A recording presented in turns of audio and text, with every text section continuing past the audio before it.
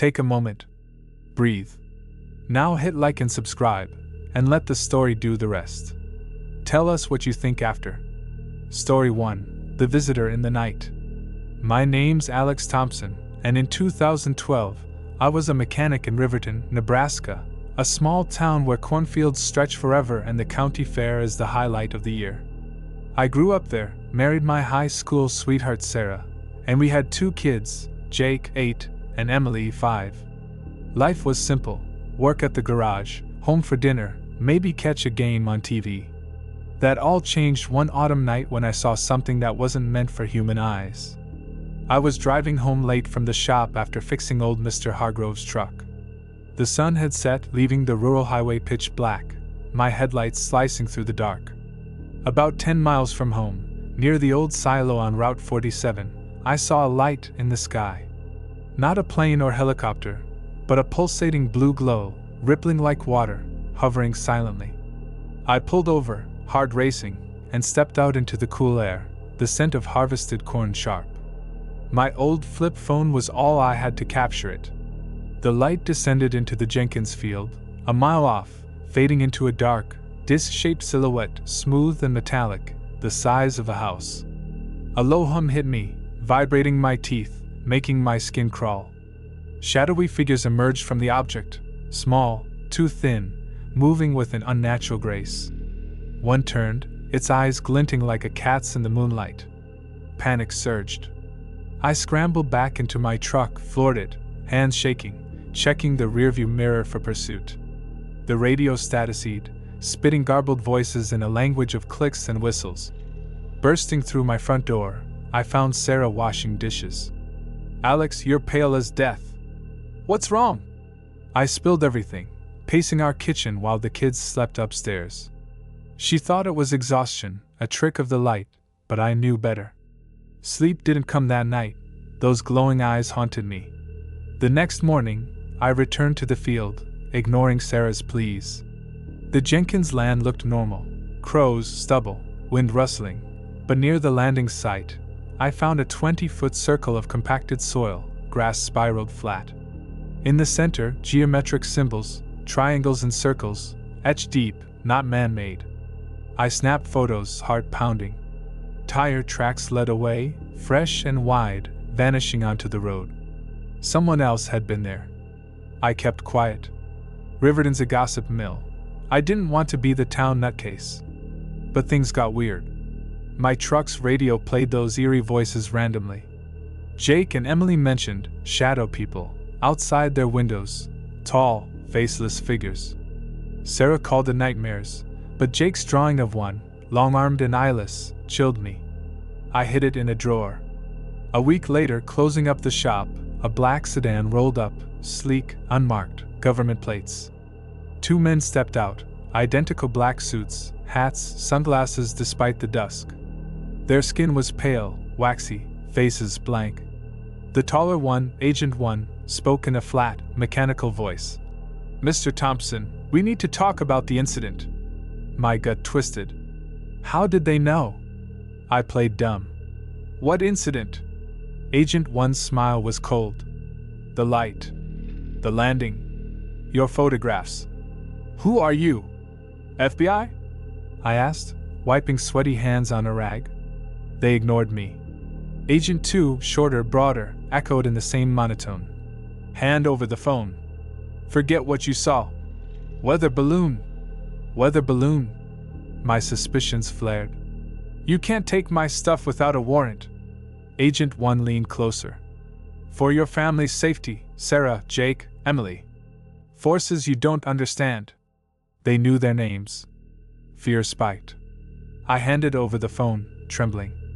Agent 2 pocketed it, his touch ice cold. "Good choice," Agent 1 said. "Go home. Live normally. Speak to no one." They left, the sedan silent as it glided away. At home, Sarah was frantic. "Someone called, Alex. A robotic voice warned us to stay quiet about the incident or else." We barely slept, checking windows, clutching each other. The next days were hell. Lights flickered, bulbs burst. Doors opened and slammed in still air. One morning, a black envelope appeared on our porch. No stamp, just our names. Inside, those field symbols and a typed note. Silence is survival. We are watching. Late nights, I researched online, finding stories of men in black, entities, not agents, silencing UFO witnesses. Pale, emotionless, dressed like 1950s G-men. Some said they weren't human. Posts mentioned sulfur smells, no fingerprints, telepathic threats. It fit too well. I bought a shotgun, installed floodlights, locked everything tight. The breaking point came on a stormy night, thunder shaking the house, rain hammering. I sat in the living room, beer in hand, when the power cut out. Footsteps sloshed outside. Peeking through curtains, I saw them, Agent 1 and 2, standing under our oak, dry despite the downpour. Agent 1 pointed at my window, his finger accusing. I bolted upstairs. "Sarah, get the kids! They're here!" Jake was reading, Emily asleep. I grabbed the shotgun, hands shaking. As we headed for the back door, the front swung open with a bang. They were inside, the hum from the field filling the house, rattling glass. Jake screamed, Emily sobbed. I raised the shotgun. "Get out! I'll shoot!" They climbed the stairs, slow, deliberate, lightning flashing on their waxy faces. Agent 1's eyes glowed red behind sunglasses. "You were warned," he said, voice cutting through thunder. I fired a warning shot, plaster raining. They didn't flinch. Agent 2 grabbed my wrist, his grip steel, cold as death, twisting until I dropped the gun. Sarah swung a lamp at Agent 1, but he raised a hand, freezing her mid-step, eyes wide with terror. The hum became a roar. Visions hit me, alien landscapes, red skies, beings dissecting humans on tables, probing minds. A voice in my head, layered and alien. "Humanity isn't ready. Forget, or we erase you." Pain seared my skull. I screamed, seeing my family tortured in flashes. Then it stopped. The storm calmed, power returned. They descended and vanished, the door closing softly. We fled river in the next day, moving to Omaha, changing our names, Alec Thompson now. I work a warehouse job, head down, no internet. The kids think it was a dream, helped by therapy. Sarah and I don't. Nightmares persist, and sometimes, I see a black sedan across the street. If you see lights in the sky, look away. The men in black are real, guarding secrets too vast for us. Once they know you've seen, their shadow never leaves. The hum lingers in my mind, always. Story 2, The Silent Watcher. My name is Elena Marquez, and in 2018, I was a park ranger stationed at the San Bernardino National Forest in Southern California. I'd been on the job for 6 years, used to the solitude of the wilderness, the rustle of pines, and the occasional hiker needing rescue. I grew up in a small town nearby, raised by my grandmother after my parents passed in a car accident when I was 10. The forest was my sanctuary, its trails, streams, and peaks felt like home. At 32, I was single, content with my dog Rusty and a small cabin near Big Bear Lake. My life was routine, patrol the trails, monitor wildlife, write reports. That all shattered one summer night when I saw something that made me question everything I thought I knew about the world. It was mid-July, the air warm even after sunset, scented with pine and earth. I was on a late patrol, checking for illegal campfires after a dry spell had raised fire risks. My Jeep's headlights bobbed along a dirt road near the Cougar Crest Trail, radio crackling with static but otherwise quiet. Around 10 p.m., I spotted a glow through the trees, not the orange flicker of a fire, but a steady, greenish light pulsing like a heartbeat. It came from a clearing about a half-mile off the trail, deep in a restricted area where hikers weren't allowed. My first thought was poachers or maybe a lost drone, but the light was too large, too deliberate. I parked, grabbed my flashlight and radio, and hiked toward the source, my boots crunching on pine needles. Rusty, usually eager to explore, stayed close, ears flat, whining low. The closer I got, the more the air felt heavy, like before a storm, though the sky was clear, stars sharp overhead. The glow intensified, illuminating the clearing ahead. When I reached the edge, I froze. There, hovering a foot above the ground, was a craft, oval, seamless, about 30 feet long, its surface reflecting the green light like liquid metal. It made no sound, but a faint vibration hummed through the ground, tingling in my bones. I crouched behind a pine, heart pounding, watching as a hatch opened without a sound. 3 figures emerged, tall, impossibly thin, their limbs bending at odd angles, like insects. Their heads were elongated, eyes large and black, catching the starlight. They moved in silence, gathering samples of soil and plants with tools that glowed faintly. Rusty growled, and one turned toward us. Its gaze locked on me, and I felt a pressure in my mind, like fingers probing my thoughts. I clutched my head, dizzy, as images flashed, stars, machines, a vast network of lights across the sky. Fear overwhelmed me. I grabbed Rusty's collar, backed away, and ran to the jeep, my breath ragged.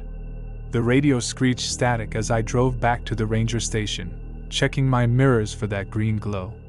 When I got there, I locked the door, poured coffee, and tried to process what I'd seen. I didn't report it. How could I? I'd sound insane. Instead, I sketched the craft and figures in my notebook, hands shaking, the details too vivid to dismiss. The next day, I returned to the clearing at dawn, hoping for evidence. The ground was undisturbed except for a faint circular impression, barely noticeable, and those same geometric patterns I'd seen in my mind, lines and curves etched faintly in the dirt. I took photos with my work camera, my stomach nodding. Back at the station, I uploaded them to my laptop, password protected, and vowed to keep quiet. But the forest felt different now, like it was watching me. Strange things started happening. My radio would pick up whispers, guttural, unintelligible, cutting through normal channels. Rusty began pacing at night, growling at nothing. I'd wake to find my cabin's front door slightly ajar, though I always locked it. One morning, I found a single pine cone placed dead center on my porch, surrounded by those eerie symbols scratched into the wood. I burned the sketches and deleted the photos, hoping it would stop, but it didn't. 2 weeks later, I was closing up the ranger station, the sun dipping behind the mountains, when a black SUV pulled into the lot. It was polished, no plates, windows tinted black. 2 men stepped out, dressed in identical black suits, fedoras, and sunglasses, odd for the evening. Their faces were pale, almost gray, with no wrinkles or blemishes, like wax figures. The taller one, who I'll call Agent Alpha, spoke first, his voice low and flat, no inflection. "Elena Marquez, we need to discuss what you saw in the forest." My mouth went dry. I hadn't told anyone, not even my grandmother, who'd always warned me about spirits in the woods. "I don't know what you mean," I said, gripping the station keys. Agent Beta, shorter, with a square jaw, tilted his head unnaturally. "The craft. The beings. You photographed them. You thought about reporting it. How did they know?" My laptop was at home, offline. "Who are you? Forest Service? FBI?" They didn't answer. Alpha stepped closer, his sunglasses reflecting my face. "Hand over the camera and any copies. This is for your protection." "I deleted everything," I lied, backing toward the station door. Beta's lips curled, not a smile but something mechanical. "We know you didn't. We see everything. Your dog, your cabin, your thoughts." A chill ran through me. Rusty growled from inside the station, scratching at the door. I tried to stay calm. "You can't just take my stuff. Show me a badge." Alpha's hand shot out, grabbing my wrist. His skin was cold, like refrigerated meat, and his grip was too strong, unnatural. "You saw what you shouldn't. Silence is your only path." I yanked free, hard hammering, and bolted inside, locking the door. They didn't follow, just stood there, staring through the glass. I called my supervisor, but the line was dead. When I looked again, the SUV was gone, like it had never been there. That night, I stayed at the station, Rusty at my side, shotgun across my lap. The phone rang at 2 a.m., a synthetic voice, emotionless. Forget the clearing. Forget the craft. Or we return? I hung up, shaking, and checked the cameras outside. The footage showed nothing, no SUV, no men, just static at the exact time they arrived. The incidents escalated. My laptop crashed, files corrupted beyond recovery. At home, lights flickered, and my TV turned on at night, displaying static with faint outlines of those symbols. Rusty stopped eating, staring at the windows, hackles raised. I found more pine cones arranged in perfect circles on my porch, each with a new symbol carved into it. Desperate, I confided in my friend Maria, another ranger. She thought I was stressed, suggested a therapist, but I showed her the porch carvings. Her face paled. Elena, my abuelo told stories of men in black suits after he saw lights in the desert. They're not human. She urged me to leave, but I couldn't, not yet. I dug deeper, using the station's old desktop to research. Online forums mentioned men in black, entities silencing UFO witnesses, appearing after sightings, their behavior mechanical, their presence tied to threats. Some said they were aliens, others government experiments or worse, beings from another reality. The stories matched pale skin, no emotions, outdated clothes, telepathic knowledge. I found a grainy photo from the 1970s, two men in suits like mine, standing by a black car after a sighting in Nevada. It sent shivers down my spine. The final night came in August, a full moon casting silver light over the forest. I was at my cabin, Rusty asleep, when the power cut out. The silence was deafening, no crickets, no wind. Footsteps crunched outside, slow and deliberate. I grabbed the shotgun, heart in my throat, and peeked through the blinds. There they were, Alpha and Beta, standing on my lawn, moonlight glinting off their sunglasses. The air hummed, that same bone-deep vibration from the clearing. I locked Rusty in the bathroom, his barks muffled, and gripped the shotgun. The front door creaked open, though I'd bolted it. They stepped inside, their movements fluid yet wrong, like puppets on strings. Alpha's voice echoed in the dark. You were warned, Elena Marquez. You searched. You spoke. I didn't tell anyone. I shouted, raising the gun. Beta tilted his head, his neck bending too far. Maria knows. Others will know. You cannot stop. The hum grew louder, shaking the walls, dishes rattling in the kitchen. My vision blurred, and those images hit again. Alien cities, endless stars, beings watching Earth like a lab. A voice in my mind, cold and vast. Your world is fragile. Your knowledge is a threat. Be silent or be removed. I fired, the blast deafening, buckshot hitting Beta's chest. He staggered but didn't fall, no blood, just a faint shimmer where the shot hit, like striking metal. Alpha raised a hand, and I froze, muscles locked, gun dropping. Pain seared my head, memories of the clearing flashing, rewritten, fading. They were erasing me. Then Rusty broke free, lunging at Beta, teeth sinking into his leg. The hum faltered, Beta stumbled, his face twitching unnaturally. I snapped free, grabbed Rusty, and ran for the Jeep. I drove to Maria's, tears streaming, not looking back. The hum followed, faint but persistent, until I reached her house. We left the next day, me, Rusty, and my few belongings. I quit the ranger service, moved to San Diego, got a desk job at a wildlife nonprofit. I changed my name to Elena Morales, cut contact with most people. Maria swore to keep quiet, and I believe her. The nightmares come still, those black eyes, the hum, the symbols. Sometimes, walking Rusty at night, I see a black SUV parked nearby, no driver visible. If you see lights in the forest, don't look. The men in black aren't a story. They're real, and they know your thoughts. They guard secrets too big for us, and they don't forgive. The hum never leaves me, a reminder to stay silent, or they'll find me again. Story 3, The Unseen Observer. My name is Daniel Harris, and in 2015, I was a freelance photographer living in Roswell, New Mexico.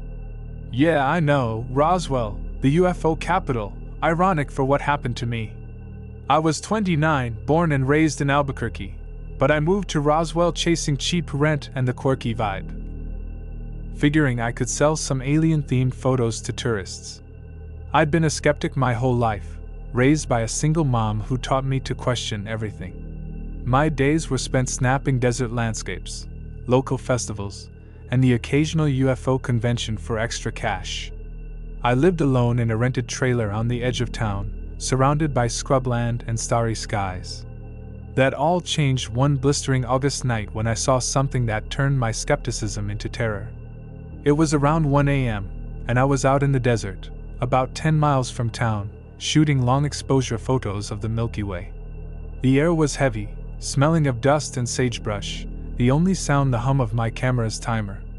I'd set up my tripod near an old cattle trail, far from city lights, my pickup truck parked nearby. As I adjusted my lens, a bright light flared above the horizon, not a star, not a plane, but a sharp, amber glow that pulsed erratically, like a dying heartbeat.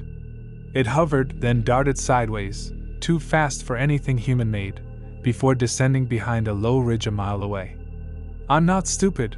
I knew the stories about Roswell, the 1947 crash, all that jazz, but I figured it was a military test from White Sands. Still, my photographer's instinct kicked in. I grabbed my camera bag, hopped in my truck, and drove toward the ridge, my heart thumping with curiosity and a twinge of unease. The dirt road was rough, my tires kicking up dust that glowed in the headlights.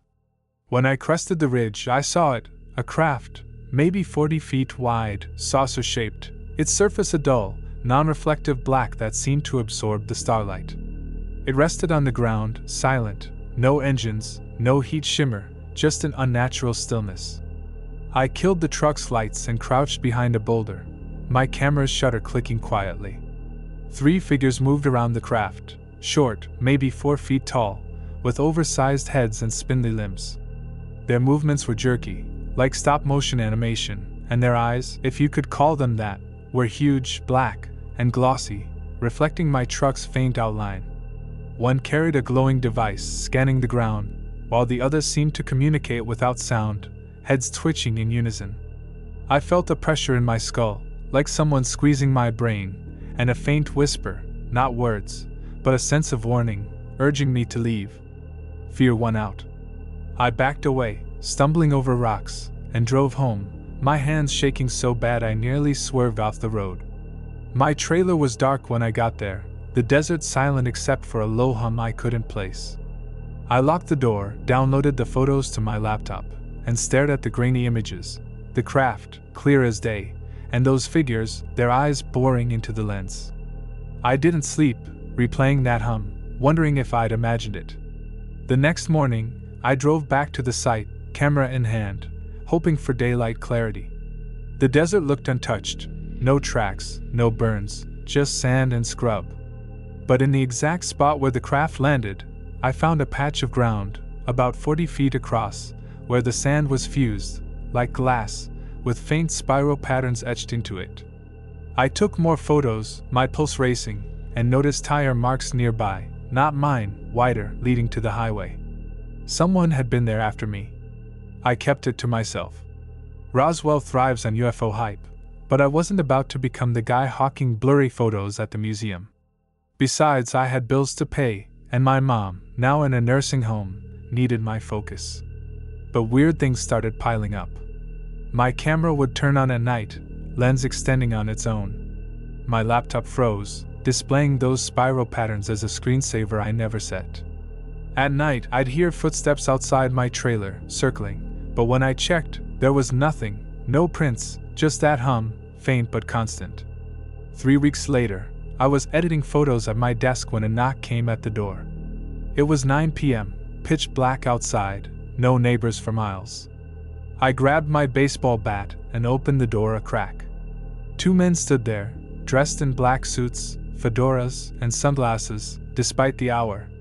Their skin was pale, almost translucent, faces devoid of expression. The taller one, who I'll call Agent X, spoke in a monotone that made my skin crawl. "Daniel Harris, we need to discuss your photographs." My stomach dropped. I hadn't told a soul, not even my mom during our weekly calls. "Who are you?" What photos? I gripped the bat tighter. Agent Y, shorter, with unnaturally smooth features, tilted his head at an odd angle. The desert. The craft. You captured evidence. Hand it over. No way, I said, stepping back. Show me ID. FBI? CIA? They ignored the question. Agent X's lips twitched, not a smile, just a mechanical quirk. Your mother, Linda, in Albuquerque. She's fragile. It would be unfortunate if complications arose. The mention of my mom hit like a punch. You threatening my family? Give us the camera, the laptop, all copies. Agent Y said, voice identical to X's, like they shared one mind. This is not a request.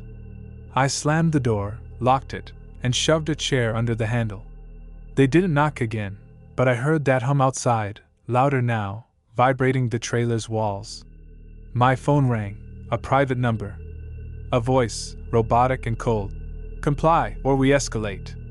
I hung up, heart pounding, and checked the windows. They were gone, but a black sedan idled across the road, no driver visible. I copied the photos to a USB drive, hid it in a coffee can, and buried it in the desert. The originals I deleted, thinking it might stop them. It didn't. Over the next weeks, the hum followed me, while driving, at the grocery store, even in my dreams.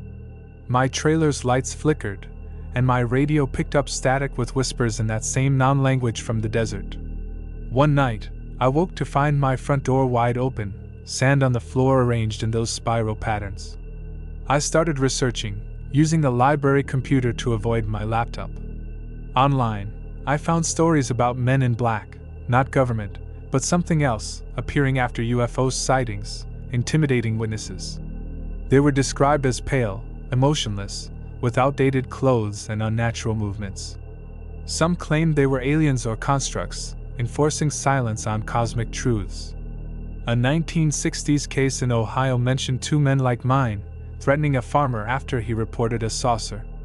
Another in Nevada, 1980s, described a telepathic warning. It all fit, and it terrified me. I confided in my friend Josh, a bartender at a local dive who'd heard every Roswell tale. He believed me, said his uncle saw something similar in the 90s and was visited by guys in suits who didn't blink. Josh suggested I leave town, but I couldn't, not with Mom nearby and my life rooted here. The final night came in September, a new moon leaving the desert black.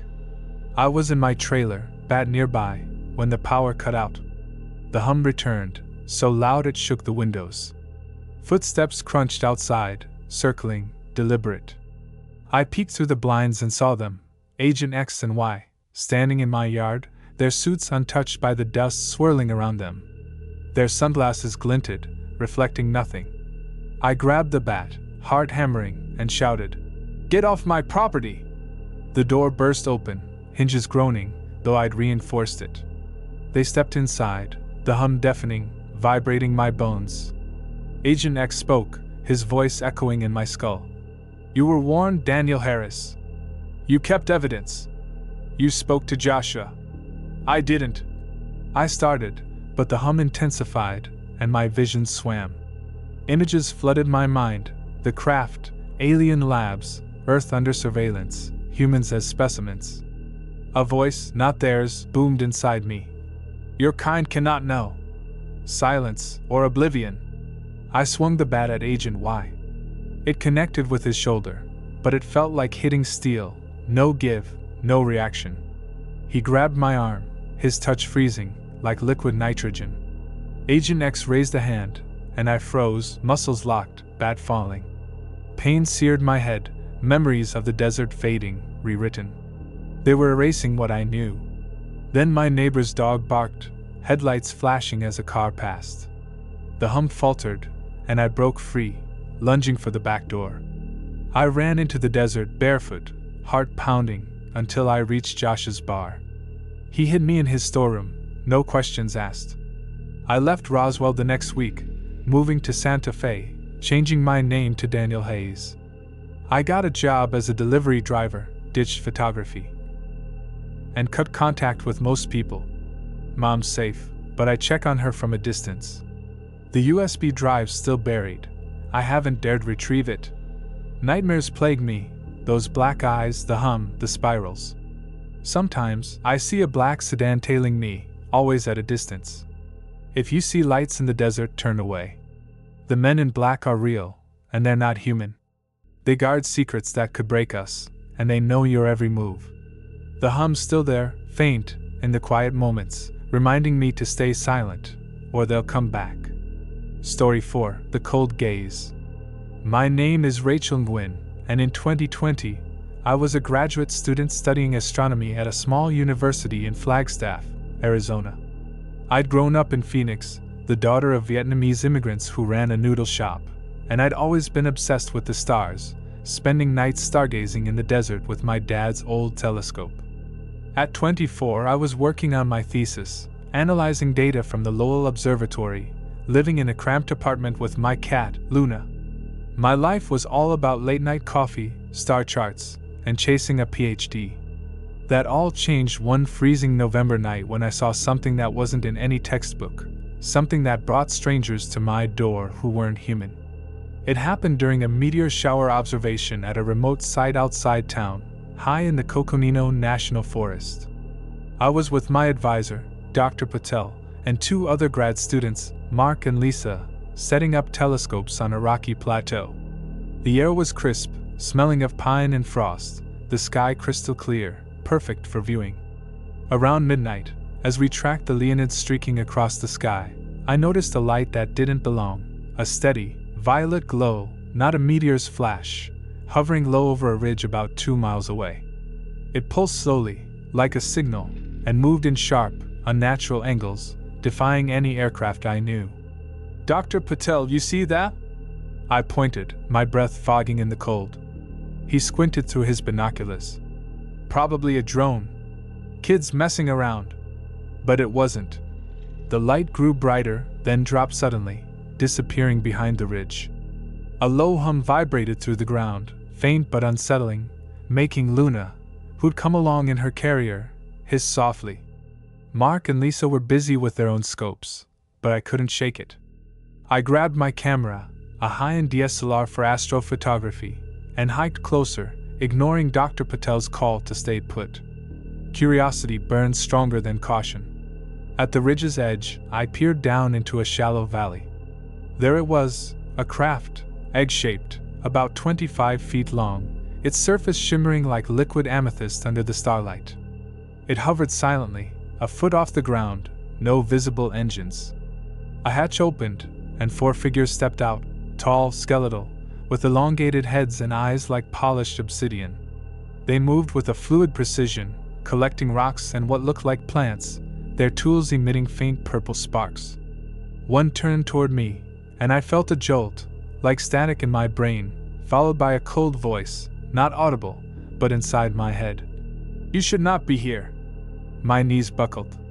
I snapped a few photos, hands trembling, then backed away, tripping over roots as I ran back to the group. Dr. Patel was annoyed, but I didn't tell him what I'd seen. How could I explain it? Back at the observatory, I uploaded the photos to my encrypted drive, the images clear, the craft, the figures, their eyes seeming to stare through the lens.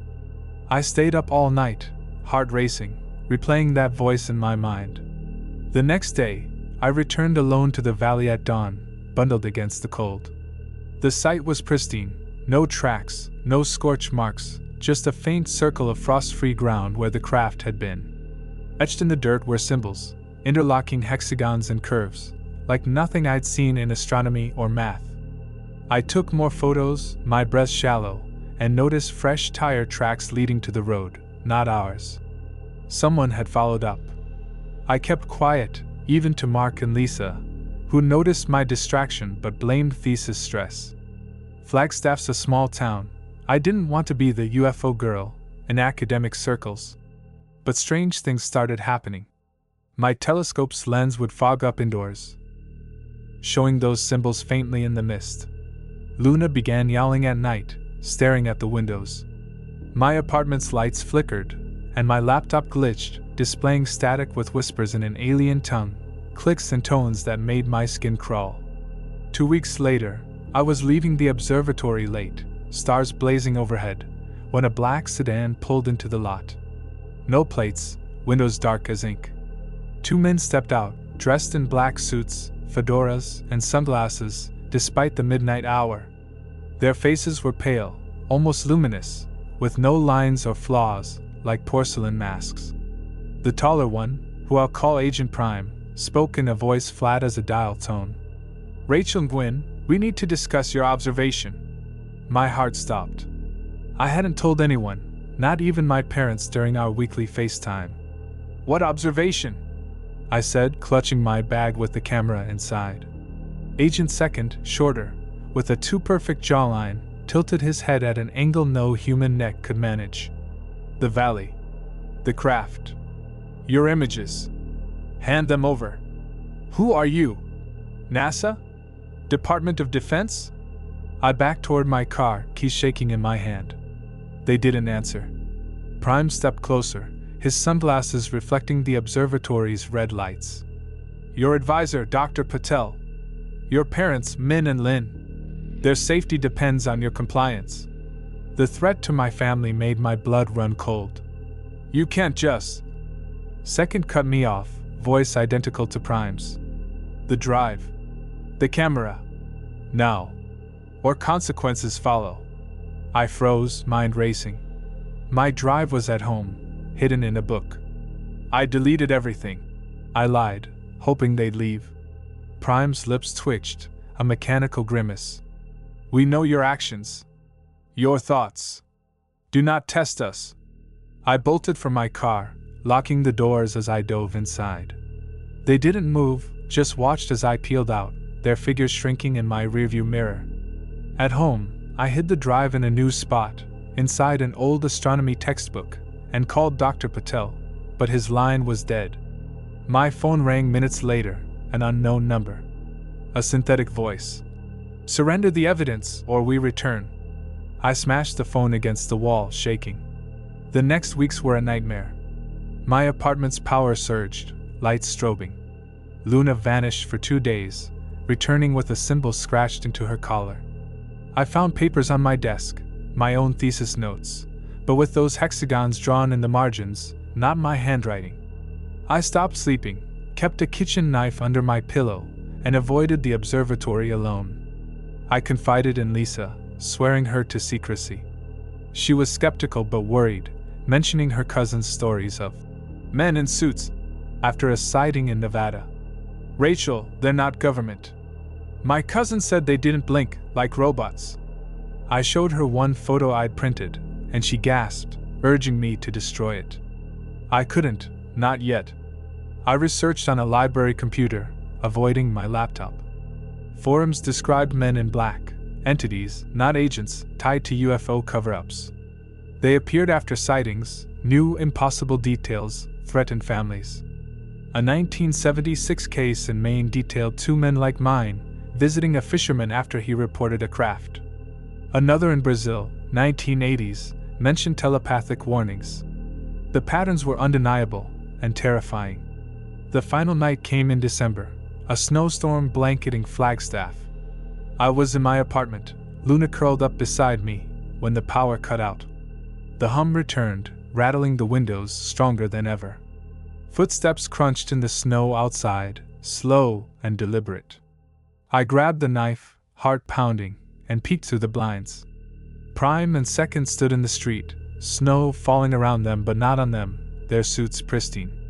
The door rattled, though it was double-locked. They stepped inside, the hum deafening, shaking my bones. Prime's voice echoed. "You kept the evidence, Rachel Gwynn. You spoke to Lisa. You searched." "I didn't," I stammered, knife raised. Second's head tilted, neck bending too far. "Your curiosity endangers all. Surrender or be erased." The hum surged, and my mind filled with visions, alien labs, Earth under watch, my family strapped to tables, eyes pleading. A voice, vast and cold. "Your knowledge breaks the order. Forget. Or cease." I lunged at Second, knife slashing. It struck his arm, but no blood, only a metallic clang, like hitting a pipe. He grabbed my wrist, his touch arctic, burning my skin. Prime raised a hand, and I froze, knife clattering, my body locked. Pain seared my skull, memories of the craft fading, rewritten. Luna's yowl broke the spell. She leapt at Prime, clawing his leg. The hum stuttered, and I broke free, grabbing the drive and sprinting to my car. I drove to Lisa's, snow blinding, the hum fading but never gone. She hid me for the night, promising silence. I left Flagstaff the next day, dropping out of my program, moving to Tucson under the name Rachel Tran.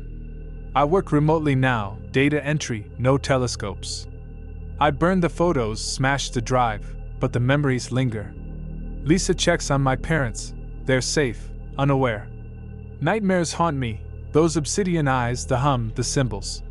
Sometimes, I see a black sedan parked nearby, waiting. If you see lights in the sky, look away. The men in black are real, guarding truths we're not meant to know. They see your thoughts, your fears. The hum follows me, a whisper in the dark, warning me to stay silent, or they'll find me again. Story 5, The Shadowed Encounter. My name is Sarah Jenkins, and in 2020, I was a nurse working the night shift at a small hospital in rural Ohio. I was 35, divorced after a messy split from my ex-husband Tom, with a teenage daughter named Lily who was 14 and obsessed with astronomy. We moved to Milford, a quiet town surrounded by forests and farms, to start fresh. I grew up in Cleveland, but the city life wore me out, so the slower pace suited me, until that foggy October night when I witnessed something that dragged me into a nightmare I couldn't wake from. It was around 2 a.m., and I was on break, stepping out back for some fresh air after a long shift dealing with flu cases. The hospital parking lot was dimly lit, fog rolling in thick from the nearby river, muffling sounds and turning the world ghostly. I lit a cigarette, bad habit, I know, and gazed at the stars peeking through the haze. That's when I saw it, a streak of light slicing across the sky, not a shooting star, but something metallic, slowing down unnaturally before hovering over the tree line about a mile away, toward the old quarry. It pulsed with a white light, silent, then descended behind the trees with a faint whoosh that I felt more than heard. My first thought was a drone or helicopter crash, but the movement was too smooth, too controlled. As a nurse, I'm trained to respond to emergencies, so I grabbed my phone to call it in, but the signal was dead, bars dropping to zero in the fog. Curiosity and duty pulled me toward my car. I drove slowly down the access road, wipers swishing against the mist. The quarry was off limits at night, fenced off since an accident years ago, but I parked at the gate and climbed over, flashlight in hand, heart beating faster with each step. The fog thinned near the pit, and there it was, a craft, triangular, about 50 feet across, hovering silently above the gravel floor. Its edges glowed faintly blue, no rotors, no markings, just pure, otherworldly tech. Small hatches opened, and 4 figures stepped out, humanoid but wrong, tall, over 7 feet, with slender builds, pale gray skin, and heads that seemed too large, eyes almond-shaped and pitch black. They moved fluidly, collecting rocks and soil with devices that hummed softly, scanning the area methodically. I hid behind a boulder, phone camera rolling, but my hands shook so badly the footage was blurry. One figure paused, head tilting as if listening, then turned directly toward me. Its eyes locked on, and I felt a wave of nausea, like my mind was being pulled apart. Flashes hit me, distant planets, experiments on animals, warnings about interference. I dropped the phone, stifling a gasp, and backed away, tripping over roots in the dark. Running to my car, I slammed the door, started the engine, and sped back to the hospital, the fog swallowing the quarry behind me. Back inside, I collapsed in the break room, sweating, telling no one, not even my coworker Mike, who noticed but chalked it up to exhaustion. I checked my phone. The video was there, shaky but showing the craft, and those figures clearly enough to make my blood run cold. I didn't upload it. Instead, I emailed it to my personal Gmail from the hospital computer, then deleted the original, thinking I'd review it later. Sleep was impossible that night. Lily was at a sleepover, but I paced our small apartment, replaying the encounter. The next evening, before my shift, I drove back to the quarry in daylight, needing proof it wasn't a hallucination. The site looked normal. Gravel, weeds, no sign of disturbance except a perfect triangular indentation in the ground, edges sharp, with intricate symbols glowing faintly before fading. I took photos with my phone, zooming in on the patterns, swirls and lines that hurt my eyes to look at. Tire tracks led away, government issue by the look, toward the highway. Unnerved, I headed home, but the feeling of being watched clung to me. Things escalated quickly. My car's radio would switch stations on its own, playing distorted signals with beeps and tones like Morse code. Lily mentioned seeing tall shadows in her room at night, but I dismissed it as teen imagination. Then, one afternoon, I found our mailbox stuffed with a plain envelope, no stamp, addressed to me in neat print. Inside, a printout of my quarry photo, circled in red, with a note. "Destroy all evidence. Your daughter thanks you." Panic set in. I burned the photo and note in the sink, but the video haunted me. I transferred it to a USB, hid it in a book on my shelf, and tried to forget. But the harassment continued, phone calls at odd hours with heavy breathing, then a robotic voice saying, "Compliance is key." Lights in the apartment flickered, and Lily's astronomy posters peeled off the walls, revealing those same symbols scratched underneath. A week after the sighting, as I was leaving the hospital after a double shift, a black Lincoln pulled up beside me in the lot. Two men emerged, both in crisp black suits, ties, and sunglasses, hats perched perfectly despite the wind. Their skin was unnaturally smooth, faces angular and emotionless, like department store mannequins come to life. The one on the passenger side, Agent Prime, was taller, with a thin mustache that looked drawn on. He spoke first, voice devoid of warmth, almost echoing. "Sarah Jenkins, we require the footage from the quarry." I froze by my car door, keys in hand. "I don't know what you're talking about. Who are you people?" Agent Secundus, broader, stepped forward, his sunglasses opaque. "The triangular craft. The entities. You documented it. Surrendered the device." My mind raced. How did they know my name, my shift? "Are you cops? Show me a badge." They exchanged a glance, or what passed for one. Prime's lips curled slightly. "We are authorized. Your daughter, Lily, attends Milford High. She has a telescope. It would be regrettable if accidents occurred." "Threatening my kid?" Rage mixed with fear. "Leave her out of this. I don't have anything." Secundus extended a hand, palm up. "The USB. The email. All copies. Now." I backed away, fumbling for my car door. "Get away from me!" I jumped in, locked it, and peeled out, watching them in the rearview. They didn't chase, just stood there, unmoving, as if waiting. That night, Lily came home from school pale. "Mom, some guys in suits asked about you at the bus stop. Said to tell you to stop digging?" We hugged, terrified, and I decided to tell her everything. She believed me, her eyes wide with that astronomy passion turning to fear. We packed a bag, planning to stay with my sister in Columbus, but first, I needed to secure the evidence.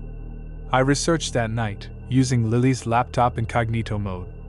Searches for men in black UFO led to forums buzzing with similar tales, witnesses silenced after sightings, pale agents in outdated suits appearing out of nowhere, threats to families, even memory wipes. Stories from the 1950s Phoenix Lights to recent drone hoaxes, all with MIB visits. Some claimed they weren't men at all, clones, aliens, or shadows enforcing a cosmic quarantine. Descriptions matched: cold touches, synthetic voices, knowledge of private details. It made my skin crawl. This wasn't isolated. The climax hit 2 nights later, during a thunderstorm that lit up Milford like daylight. Lily and I were home, barricaded, when the power surged and died. Rain lashed the windows, thunder booming. I held Lily close on the couch, flashlight in hand, when the doorbell rang, insistent, mechanical. Peering through the peephole, I saw them, Prime and Secundus, soaked but suits pristine, hats dripping no water. Their eyes, hidden behind glasses, seemed to pierce the door. Open up, Sarah Jenkins. Prime's voice boomed, unnaturally loud over the storm. We know you're there. Lily is in danger if you resist. Lily whimpered. I grabbed the kitchen knife, whispering, Stay here. But as I approached, the door rattled, unlocking itself with a click. They entered, the hum from the quarry filling the room, vibrating the air. Prime's face was blank. You emailed the footage. You researched us. Cease. I deleted it. I lied, knife raised. Secundus moved faster than possible, disarming me effortlessly, his hand like ice on my skin. Lies. We see all. The hum peaked, and visions assaulted me, the craft dissecting samples, Earth mapped in grids, humanity monitored like ants. A telepathic voice thundered. Knowledge spreads plague. Silence, or extinction for your line. Lily screamed from the couch. I broke free, tackling Secundus, but it was like hitting a wall. Prime raised a device, glowing, aiming at Lily. Time slowed. I lunged, knocking it away. The hum shattered windows, but a lightning strike hit nearby, power flickering back. They recoiled, glitching like holograms, then vanished in a swirl of fog. We fled to my sister's that night, never returning. I quit nursing, moved to Pennsylvania, changed our names, Sarah Johnson now, Lily to Lila. I work retail, avoid the news, no more emails. The USB's destroyed, but doubts linger. Nightmares of black eyes and hums wake me. Sometimes, in crowds, I spot suits watching. If you see lights in the fog, run. The men in black are guardians of the impossible, and they don't stop. Their shadow follows, eternal, unless you forget, or they make you. Story 5, The Eternal Shadow. My name is Michael Reed, and in 2019, I was a charter boat captain in Key West, Florida. I'd spent most of my 45 years on the water, born to a family of fishermen, taking tourists out for deep-sea adventures under the relentless sun. After my wife passed from cancer 5 years earlier, it was just me and my son, Tyler, who was 17 and helping on the boat during summers. Key West was paradise. Turquoise waters, salty air, bars buzzing at night. But it hid shadows I never imagined until that humid July evening when I saw something that pulled me into a web of silence enforced by figures from nightmares. It started on a routine charter. A group of 4 from Miami wanted marlin, so we headed out past the reef, the boat cutting through calm waves as the sun dipped low. Around dusk, with lines in the water, I noticed a disturbance, a ripple on the surface, like something massive rising.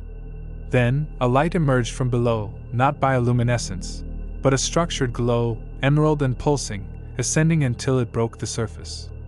It was a sphere, about 20 feet in diameter, hovering dripping water, silent except for a low thrum that vibrated the hull. The tourists freaked, snapping photos with their phones, but I stared, transfixed. The sphere rotated slowly, revealing panels that shifted like living skin. A seam opened, and 2 figures floated out, ethereal, translucent, with tentacle-like appendages and eyes that shimmered like oil on water. They scanned the horizon, one pointing a device at our boat, sending a chill through me. I felt probed, thoughts rifled through, memories of my wife, Tyler, the boat. A voice echoed in my head, not words but intent. Observe only. Do not interfere. Panic set in. I revved the engine, yelling at the group to hold on, and sped back to shore, the sphere vanishing below the waves. The tourists babbled about aliens, but I shut them down, saying it was a sub or Navy test. Dropping them off, I pocketed their tips and headed home, a small bungalow near the harbor, where Tyler waited with dinner. I told him nothing at first, but he saw my face. Dad, you okay? Look like you saw a ghost. That night, I reviewed the footage one tourist emailed me, shaky, but clear, the sphere, the figures, that eerie glow. I saved it to my cloud drive, hidden folder, and tried to sleep, the thrum echoing in my dreams. The next morning, I took the boat out alone to the spot, anchored down, scanning with sonar. Nothing unusual, but on the surface, a faint oil slick shimmered with those same shifting patterns, symbols that twisted when viewed. I dipped a net, collecting a sample in a jar, iridescent liquid that moved on its own. Photos snapped, I headed back, but the feeling of eyes on me persisted. Weirdness crept in. My boat's GPS glitched, showing impossible coordinates. Tyler mentioned hearing whispers from the radio went off. At home, lights dimmed, and the jar's sample evaporated overnight, leaving symbols etched on the glass. One evening, a black envelope slid under my door, no sender, inside a photo of me on the boat, circled, with "Forget" stamped in red. 10 days later, docking after a charter, a black van waited at the pier. 2 men stepped out, black suits gleaming in the heat, hats and sunglasses hiding features. Their skin was pallid, faces chiseled but lifeless, like statues. The taller one, Agent Echo, spoke in a droning monotone. Michael Reed discussed the ocean anomaly. Sweat beaded on my brow. Anomaly? Must be mistaken. Agent Delta, stockier, head cocked oddly. The sphere. The entities. Your footage. Surrender it. Who sent you? Coast Guard? I edged toward my truck. They blocked me. Echo's voice flat. Your son, Tyler. Vulnerable at sea. Accidents happen. Rage flared. Threaten my boy? Get lost. Delta extended a gloved hand. The drive. The photos. Compliance ensures safety. I shoved past, driving home shaking. Tyler was out with friends. I hid the drive in the boat's locker, then called my old Navy buddy, Frank, swearing him to secrecy. Mike, sounds like 𝒕𝒉𝒄𝒆. My uncle saw a crash in '89, got visited by suits who knew his thoughts. Burn the evidence. I researched that night, incognito on Tyler's laptop. Sites detailed men in black, post-UFO enforcers, not human, with mechanical behaviors, psychic abilities. Cases from Betty and Barney Hill to modern sightings matched pale, emotionless, vintage attire. A Florida case from 2010 described ocean lights followed by visits. Terror gripped me, this was real. Incidents mounted. My phone rang at 3 a.m., synthetic voice. Delete or suffer. Tyler found our door ajar, symbols carved inside. The boat's engine stalled mid-charter, radio hissing threats. The end came on a moonless night, waves lapping the dock. Tyler and I were aboard, securing lines, when the power cut, harbor lights dying. The thrum returned, water bubbling. Footsteps on the pier, Echo and Delta, suits absorbing darkness. You resisted, Michael Reed. Echo intoned. Tyler froze. I grabbed a gaff hook. Leave us. They boarded, thrum shaking the deck. Delta seized Tyler, grip vice-like cold. The evidence. I swung the hook, hitting Echo, solid as rock, no flinch. The thrum peaked, visions flooding, underwater cities, entities harvesting oceans, humanity oblivious. A mind voice. Your seas hide truths. Silence preserves. Tyler cried out. I surrendered the drive, tossing it over. They released him, vanishing into shadows as lights returned. We sold the boat, moved inland to Orlando. I work security now, Tyler in college, our names tweaked, Mike Reynolds. The thrum haunts quiet nights, and black vans sometimes park nearby. See ocean lights? Dive away. Men in black guard abyssal secrets, and their shadow endures. Forget, or they ensure you do.